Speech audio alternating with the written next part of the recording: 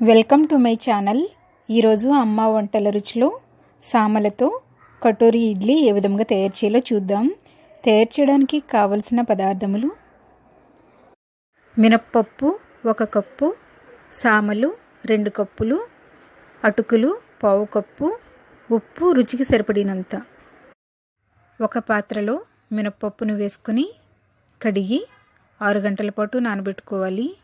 వేరొక పాత్రలో సామలను వేసుకొని కడిగి 6 గంటల పాటు నానబెట్టుకోవాలి. మీరు కావాలనుకుంటే 1/2 టీ స్పూన్ మెంతులు కూడా వేసుకొని నానబెట్టుకోవచ్చు.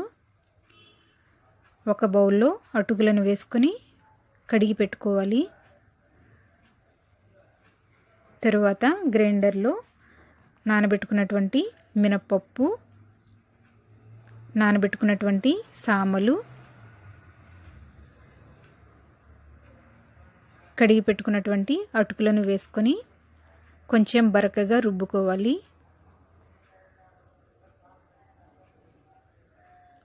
అవసరం అనిపిస్తే కొద్దిగా వాటర్ వేసుకొని రుబ్బుకుందాం. ఇలా బరకగా రుబ్బుకున్న తర్వాత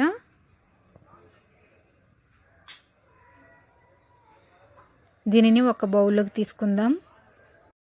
ఒక బౌల్లోకి తీసుకున్న తర్వాత దీనిని 3 గంటల పాటు పులవనివ్వాలి. 3 గంటల పాటు పులవనిచ్చిన తర్వాత తగినంత ఉప్పు వేసుకొని కలుపుకుందాం. ఇది అంతా బాగా కలుపుకొని ఇడ్లీ తయారు చేసుకుందాం. చిన్న సైజు స్టీల్ కప్పులను తీసుకొని నూనె రాసుకోవాలి.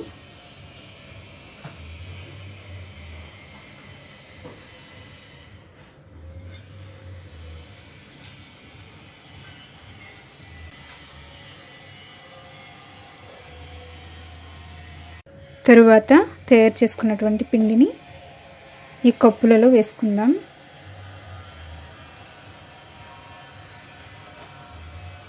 ఇలా చిన్న సైజు కటోరీలు తీసుకున్నట్లయితే మంచిగా ఉడుకుతుంది.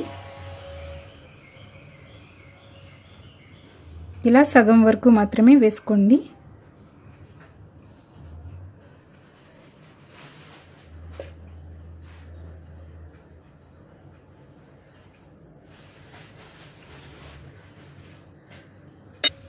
వీటిని ఒక ప్లేట్లో పెట్టుకుందాం.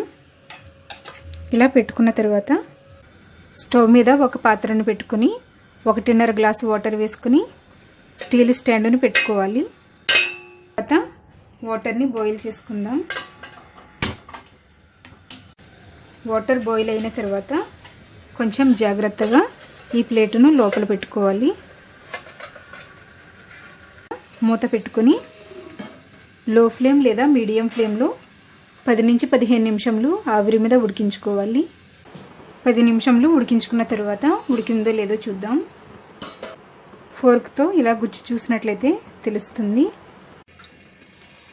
పిండి అంటుకోలేదు కనుక ఇది రెడీ అయ్యింది. స్టవ్ ఆఫ్ చేసుకొని చల్లారిన తర్వాత బయటికి తీసుకుందాం. బాగా చల్లారిన తర్వాత బయటికి తీసుకుందాం. అంచులను లూజ్ చేసుకోవాలి. ఇలా అయినా చేసుకోవచ్చు, లేదా చాకుతో ఇలా అంచులను లూజ్ చేసుకోవాలి. ఇలా లూజ్ చేసుకున్నట్లయితే ఈజీగా ఊడొస్తుంది.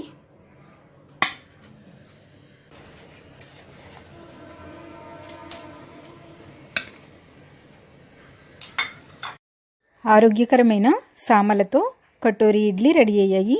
వీటిని ఏదైనా చట్నీతో కానీ సాంబార్తో కానీ తిన్నట్లయితే చాలా టేస్టీగా ఉంటాయి. ఈ వీడియో మీకు నచ్చినట్లయితే లైక్ చేయండి, షేర్ చేయండి.